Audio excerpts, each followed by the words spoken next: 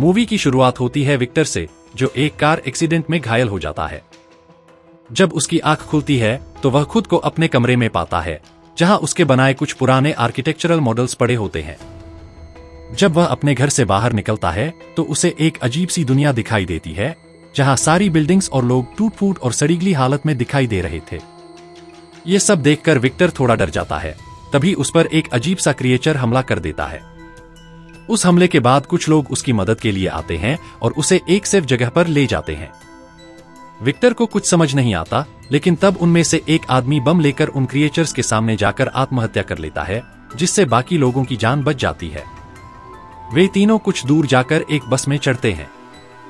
जैसे ही वे बस में चढ़ते हैं, बस के पिछले दरवाजे से वे एक दूसरी जगह पहुंच जाते हैं, जो एक आर्मी कैंप जैसी दिखाई देती है। वहां एक लड़की विक्टर को उसकी नई रहने की जगह दिखाती है।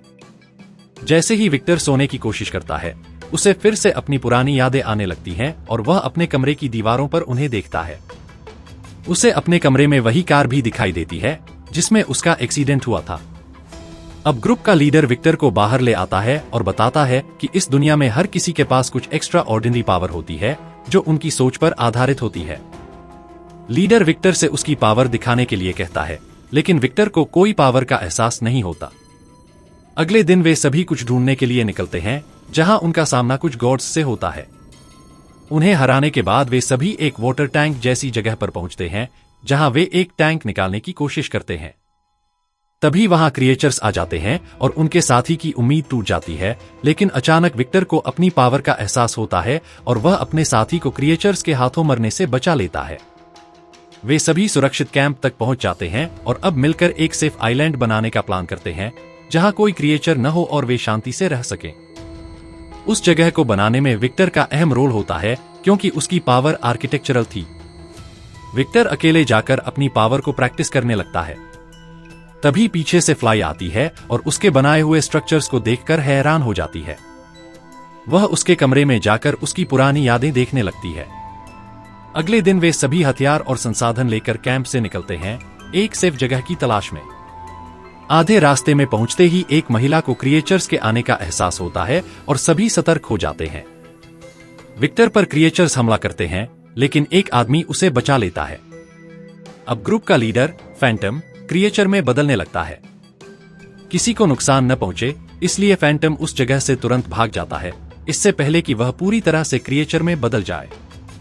अब विक्टर को हर तरफ रोशनियां दिखाई देने लगती हैं। उसकी आंखें खुलती हैं और वह खुद को एक अस्पताल के बेड पर पाता है। उसे सब कुछ याद आ जाता है कि कैसे वह एक कार एक्सीडेंट के बाद कोमा में चला गया था। उठने पर उसे पता चलता है कि वह एक कंपनी के एक्सपेरिमेंट का शिकार हो चुका है। अब वे लोग उसे मजबूर करते हैं कि वह उनकी मदद करे उस दुनिया में एक आइलैंड बनाने में। विक्टर फिर से कोमा में जाने के लिए तैयार हो जाता है और वह एक बार फिर अपने कमरे में उठता है। कोमा वाली दुनिया में जाने के बाद वह लोगों को क्रिएचर्स से बचने की कोशिश करता है। विक्टर उस साइंटिस्ट के लिए एक आइलैंड बना देता है और सभी को वापस असली दुनिया में भेजने के लिए कहता है।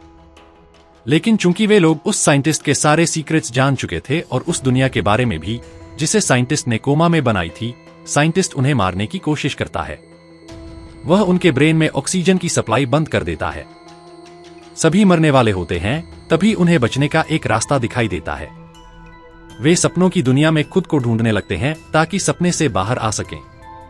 उन्हें रास्ता मिल जाता है, लेकिन रास्ते में साइंटिस्ट उन्हें रोकने की कोशिश करता है। उस साइंटिस्ट पर एक क्रिएचर, जो अब फैंटम बन चुका था, हमला कर देता है और उसे मार डालता है। वे दोनों उस दुनिया से बाहर आ जाते हैं। विक्टर फ्लाई को बचा लेता है और दोनों वहां से निकल जाते हैं और साथ में रहने लगते हैं। यही मूवी खत्म हो जाती है। जाते जाते हमारे चैनल को सब्सक्राइब करना न भूलें।